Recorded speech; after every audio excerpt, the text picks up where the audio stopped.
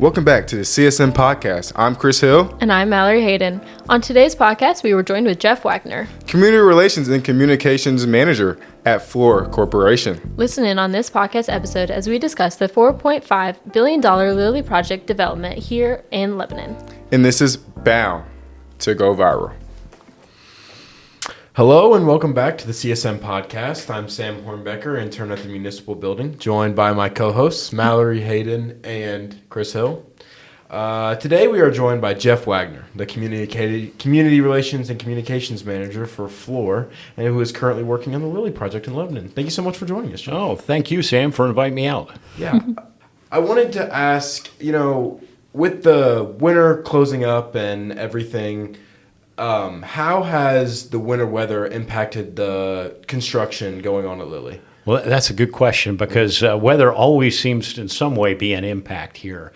And we got hit with an early winter, which had an effect. We, in fact, had at least one snow day where we basically knew, hey, the work on site had to be focused on snow clearing and salting walkways. I mean, we've got miles of walkways that get our workers from the parking lot out to the furthest reaches of the project. So certainly early on, we had some winter weather impacts.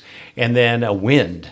Wind is obviously prevalent out here. And once the wind reaches sustained speeds of over 25 miles an hour, it limits our ability to be able to do aerial work. And if you've driven by the project, like I know you guys have been out there, you see so many man lifts, so many scissor lifts that are super tall, cranes that are putting steel in place. Work like that has to stop whenever we have winds at that speed, because it's just not safe to operate. Do you have any specific safety procedures you have to follow because obviously spring weather, you're going to have inconsistent rainy days, but also going into summer, high heat? Yeah, we absolutely do. In a construction company like Fluor, we've been around for over 100 years. And certainly our client, too, on the project has high safety expectations and lots of procedures that go with that. So, yeah, pretty soon we're going to pivot from we've moved past the cold weather to think about heat stress and making sure our workers stay hydrated and put out things like cooling stations and make sure we've got plenty of water. In fact, I talked to our home city ice delivery person the other day, and I said, how much ice do you bring out to the site? He goes, on a hot week, 40,000 to 60,000 pounds of bagged ice gets out there. So that gets delivered to all the different coolers that are in the area. And then you have crews that come to pick that up. And again, making sure that we keep our workers safe by keeping them hydrated. We insist, part of our procedures, that all workers have long sleeve shirts. Again, that's part of just skin protection and making sure our workers are protected. And a lot of them really go with the step beyond that. A lot of face shields, a lot of what you saw during COVID where people pull up like a nylon, like a sock type thing. We have a lot of workers that do that in addition to help kind of protect their skin and face and all. Do you guys work through the rain to some point or? Through the rain? Mm-hmm. Yes. Now, like yesterday, for instance, we had lightning within 10 miles. So work ceases at that point, and we put out actually a 20-mile notice to workers via text and via radio and we've got beacons and sirens out in the field. But at 20 miles, you should be prepared to stand down. So at 10 miles, it stops. But a lot of times during rain, we can still work. Some elevated work might cease, especially steel workers and working on, platforms that could become slick. So we do rely on our safety reps out in the field and the competent supervisors and foremen, too, to make a decision when they see conditions aren't safe to stand down work. When you seize the construction, when the lightning is coming and stuff, does it stop for the day or you got to go back to working after? No, and like yesterday, of course, it happened right at the end of the day when everyone wants to leave, and we insist that when there is a lightning stand down, you go into a tent, you go into a safe structure, you go into a trailer, and so for that, we usually wait it out, and lightning has to get within, I think the last strike that's in that 10-mile range, 30 minutes out before you will re-release people out. But for the most part, we're able to resume work. I mean, there's some days that it's clear this is going to be a washout, and you will see that number reflected in the number of workers that report to the project on a day like that. If you know it's going to be a Tuesday where they're expecting thunderstorms all day, chances are you won't see the full workforce out there. That some scopes will pretty much cease for the day. You mentioned the number of workers that you have. When we were on the tour, you were taking us around and you said this is one of the biggest projects you've ever been on. How has the size of this project impacted the job that you have to do with not only the workers but the community? Well, yeah, we do have a big workforce to reach. And of course, we've got systems like texting that help us get out alerts and things like that quickly.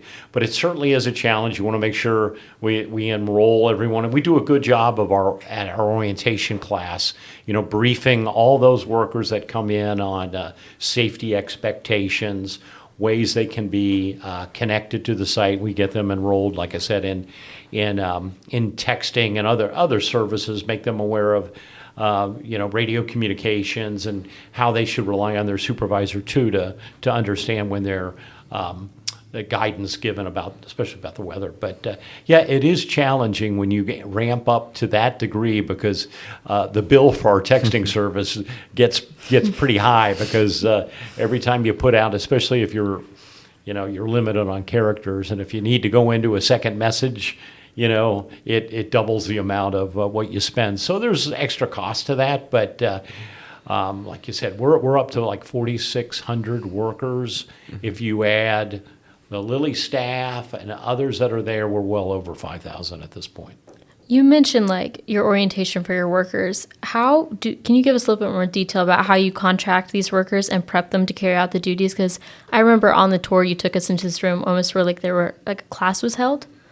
Yeah, so how we contract workers. So we've got a large contingent of union workers. So those come from the union halls, and they're directly then working for our various subcontractors that are out there. So a lot come through that way. Now, I think we've pretty well, with some skill sets, probably depleted the available workers, certain categories, so they throw out a wider net to workers they reach. So a lot of it's done through that. I know, like when we bring on a company like a Summit that's out of Texas, they bring a lot of contingent of their workers from there, and they probably tap in on other projects that are maybe wrapping up and bring them out here. Same with Fluor. We bring on workers from various projects and offices around the globe. We've got workers, big campuses in Greenville, South Carolina. We've got up in Calgary, Canada, Poland, the Philippines. So pretty much any time of the day, you've got someone working on this project. And chances are we probably tapped into people from those offices that have come out to the project to relocate and work right on site. Piggybacking off of what Sam was talking about with the 500 plus workers, how will that impact Lebanon's roadways, restaurant, and business owners? You're saying how does the project impact those kind of owners? Yeah. So we like the fact we know we'll have a very positive impact when you bring on this many people. I mean, there are obviously some downsides, and you really tax the infrastructure, especially the roadways and whatnot. But we certainly like to see our workers and encourage them to shop local. Go ahead, use our restaurants. In fact, today we've expanded our food service. We've got companies like Unforgettable Catering that are serving on site, but we also have food trucks too that come out and are now serving at some of the main construction areas. So we've got them 4 days a week at the main construction zones, and then we expand that on Fridays where we've got 7 different providers. So we do a lot of rentals in the area. I think the housing market's been positively impacted by the project. Capital purchases. I know I bought a car right down the road from here, and I'm sure we've got a lot like that. The rental companies, like equipment rental, I think do a tremendous amount of business too, and bigger companies too, like Gaylor Electric and we mentioned some of the smaller shops around here too, but like to see the business, when at all possible, stay right here in Lebanon and Boone County. Again, we are here joined by Jeff Wagner, Community Relations and Communication Manager from Fluor. I just want to touch on that community relations part of your job. With working alongside such a big company like Lilly, how important is it to get as much information to the community you're impacting about the project out as you can? Yeah, I mean, Lilly is obviously a very, very important client to Fluor and a very big project. And we really are, want to make sure when we're out in the public, we represent them well. And certainly knowing and having a good understanding of the project is important. But I think, too, with the community, and there's maybe some concern, especially early on, what is this going to mean? What is this going to mean for us, especially those that are like right on our fence line or within a half a mile or so away? So I think the most frustrating thing a person can run into is if they have a question, they have a concern, they get no response. They send in an email or they call, they leave a message, they get no response. So they know they talked to someone and they know they'll never hear anything back again. So we try to make sure that we're prompt and following back up with our neighbors. And while we do have a phone 24-hour call center, most people that we work with on a regular basis that live right within, north or south of us, or maybe on the east side of the project, they have my number. They have Katie Reasoner's number with Lilly. So they know how to reach us directly, and we'll say, you don't need to call the call center. Just give me a call. We'll get this figured out. So I think for us, that's really the important piece, is to make sure they know, hey, we're really, want to make sure that they get a good answer, that if they have a concern, maybe a light shining toward them. We just had, I had one of the residents on County Road 375 contact me the other day. He goes, I think a light plant got moved because there was a light shining right down County Road 375. And sure enough, it must have. It either someone moved it, didn't realize, oh, hey, right on the other side of the roadway are homes, or whatever happened. But we get that corrected. So for us, I think the main thing is to make sure that we're able to reach out and be able to answer those questions and give people the satisfaction of knowing there is someone on the other side that really cares about making sure that we correct a situation, especially if it's not right. That's great that you're able to make those connections and keep the community into it. You've kind of hinted at some of the roles that you have to take on, building those connections, but what does it take to work in this field? Well, I started off, and my dream was to be a video and film producer. So I was in communications at school. I went to the University of Dayton and worked, started in radio, then transferred because I had a good buddy of mine who I kind of followed his career path. He got hired at Channel 22, a local NBC affiliate in Dayton.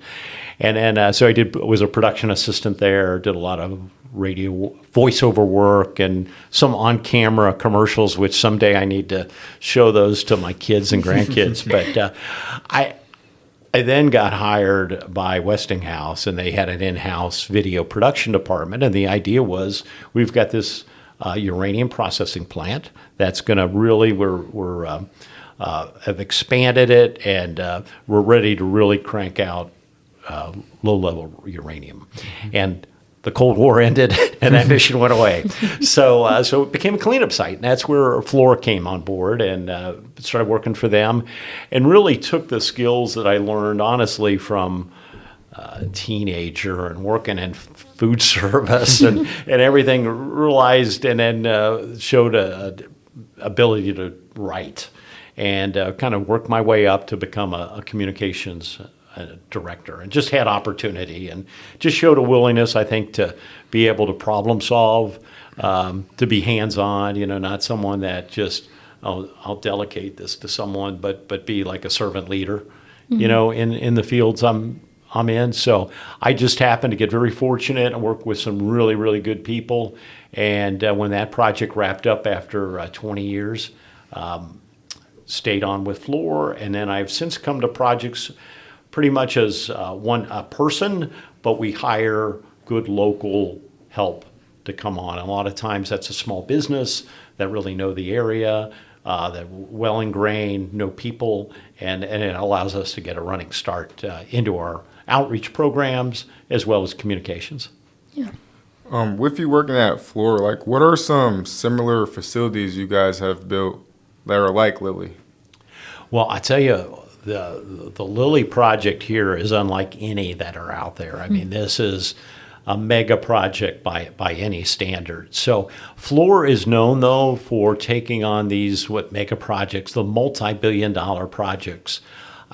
We're not necessarily, the ones that are going to come in and build a mall, that are going to build a warehouse. We're going to do something that is very complex, that takes our engineering and architectural experience and leverages that for the client. So things like we don't just build a bridge; we build a bridge that goes from Detroit to Windsor, Canada. So you're working with two governments. You're talking what the U.S. government, state government, and you're also dealing with cities and states as well too. So we tend to take on those like very, very complex jobs, and the company really built itself on the oil and gas business. So out of Texas originally, and that's where a lot of our roots are. But we have big projects like that, infrastructure, and obviously big Department of Energy cleanup sites like the couple I've been on, but large oil and gas projects, and pretty much Fluor is a very diversified company. So you name it, we probably have built something that's in that field very, very complex. So with building these billion-dollar and very complex projects, why choose Lebanon for this one? Well, I mean, I think that's why Lilly was attracted, and of course, the LEAP district was initiated as a way to be able to get these large projects that have share a similar dynamic and have close proximity to Indianapolis, to not far from Chicago. You're just basically in the heartland of the U.S. So I think for them that was a strategic decision. That the fact that their headquarters is in Indianapolis. So and they're obviously got large projects that are pursuing all over the U.S. and in Europe as well. So I think for them, I mean, we as Fluor were brought on early on as a consultant, and hey, here's an idea. How could we make this work? And we worked together to develop that up to the point where it became an actual project. With this being like the most complex project you've done, like what critical feedback have you received from this project, like about like the overall construction? Yeah, so it is a very complex project, and I think even we're in the advanced technologies and life sciences business sector within Fluor. For us, like I said, it's the biggest project currently in this market, our biggest project certainly in this advanced technologies and life sciences group. So I think every project you learn something, and certainly it's new for them in the size and scale. So we're kind of working through a lot of things together and have been for quite a while on this. So I think, like I said, I think when we get done with this, it'll be a great project to have in the as part of the resume, that we have out there. And, it'll be something certainly that we'll have as far as, hey, talk about your portfolio of work, and this would certainly rise to the top.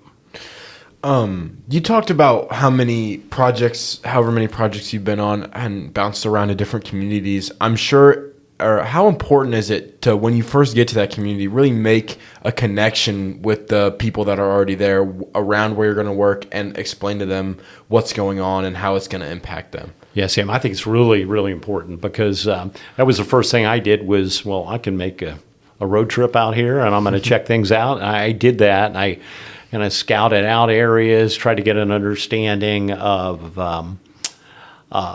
the area and where the residents lived in the area, so I know how close people are to the project, understand where the schools are, understand where some big meeting places might be, where you have public meetings and things like that. So I like to, I'll stop in at fire stations and places like that. I'll just start talking, to the workers there. Hey, tell me a little bit about, the community, and it helps me better understand that. And while I kind of thought I was getting onto the project late, and that was in 2022, late 22, maybe fall or so, but it was actually very early on, within like the first dozen or so workers that are out there. So I think it's really important from a community relations standpoint to get out, get the lay of the land, understand who the key stakeholders are there. What are the things that are important to the community? What are the things that are concerned to the community, and better understand that. And that allows you to work with management, work with the client, and here's what we would propose when it comes to what we could do maybe in the first 60 days of a project, and what we can do long term. So you said you were brought onto this project around 2022, you said? Yes. So what has been the progress from just having a discussion with Lilly about maybe developing these buildings to now where we are today? Well, certainly it has come a long, long way, and certainly with the design parts of it and engineering, because I think like any project, the client's looking, what can we do more with this? How can we, okay, this is what you're anticipating. It could be an output. How can we maximize that? So I think that's just been an ongoing effort, and something that has really changed since the very early drawings and conceptual design for the project, and compared to what's actually being built out there today. So again, it's just hard to kind of get your head around the amount of materials that are just alone brought out that are needed for this kind of job. So I would say that's probably the biggest change. Yeah. You mentioned those materials. When we went on the tour, one of the things that really stuck out to me is how you guys were kind of building this, like almost like Legoing these pipes and like moving them, and then like building them one place and then moving them to another. How has this project, just the construction wise, been unique from other projects that you've been on with the sheer size of it? Yeah, I've never worked on a plant like this that has this much piping, pipe racks, tank farms, things like that. And that whole area with the modules is a difference maker. And that's how a company like Fluor is able to present an accelerated schedule. And you get qualified companies like Summit, Mammoet, and others that are able then to take these ideas and how can you make that happen? And with a lot of the modules that are built on site, but some come in from they're shipped in as far away as Puerto Rico, some coming from Texas, but the landscape itself has even changed in the last couple months with that, as I believe the last pipe rack is in place right now. So that's huge, but it's totally changed the skyline and just really allows a project to certainly move forward much faster by taking that kind of approach. So you said there's been lots of progress. Do you have like a milestone that Fluor's looking to reach for the year 2026? For this year, I mean, I know Lilly is bringing some of the buildings online that they have out there. Some of the, like Welcome Center, fire station, other warehouse, things like that. So I think for the client, those are likely the big things. We're going to, certainly 2026 is a year for progress for us, where we're going to move all those production plants forward and like we need to, and then start on that. The additional phase of the work will obviously continue, and more buildings will start to appear on the skyline. So I would say for us, we're mostly got our head down, working to get these buildings outfitted so that they can go into operations. But you'll start to see like LP2 and some of the other buildings that are around the campus basically open up for occupancy, which is pretty exciting for the client. Really to see the project come to life. Yeah. More on the buildings. I don't know how in depth you can go with it, but like, do you know what is going to happen in each building? Chris, I don't. It's probably good that I don't, because I do know obviously that there's some key pharmaceuticals that'll be made in those production plants, and then LP2. I know it's a pretty exciting, just kind of cutting edge technology that they'll be putting to use there. But all the other buildings around there are meant to support that. Things like the fire station, where they obviously would be able to have on-site emergency response support and all. So I have a general idea, but certainly I'm not the best to be able to go through. But you're probably about 12 or 13 buildings, depending on how you look at it. And certainly the tank farm is a huge structure that interconnects all of those buildings for the most part. So, but there are certainly our construction engineers and designers who could better answer that question. So as we come to a close here, Jeff, what are some of, I know you mentioned some of the big things that were coming up in this project, but how are those things going to change your job? And as we draw to a close here, how's it going to look when we're, almost done? Well, I think we've got some exciting times coming up, certainly. And I know we like nothing better to be able to communicate when areas are coming online. And certainly the Lilly will be very wanting to communicate that, because it's such an important step for them.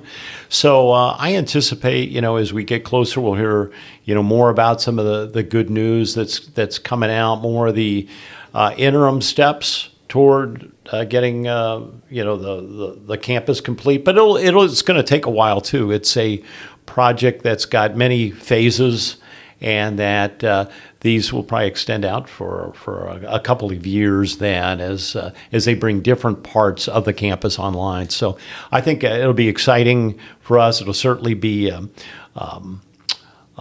rejuvenating for our workers, because we've got a lot of people working very hard, some really long days out there, and for them to take credit for the progress is something we want to make sure they're able to do. Well, Jeff, one final question. If you had to say something right now, can you give a maybe percentage of the project that is finished and an estimated date? Well, that's a tough one, because that's one that we're obviously very careful about, monitoring. But I would say expect the campus, parts of it, to open up even this year. But really for the next few years after that, you'll see production buildings come online, and you'll see more and more of the campus become fully activated. And our hope is too, if there's future follow-up projects for Lilly beyond what the current scope is, we would love to be part of that as well. Well, Jeff, it's been lovely to have you on. We'd love to have you back maybe as we draw closer to some of those production buildings open up. Yeah, I would very much like to come back, and very much invite the three of you out again to see what has happened. Maybe at the end of the summer, you can get out. We can take a pickup truck around and show off the site. Sounds great. Thank you so much. You're welcome. Thank you. Thank you for listening to this episode of the CSM Podcast. I'm Chris, and be sure to tune in next time. Thank you.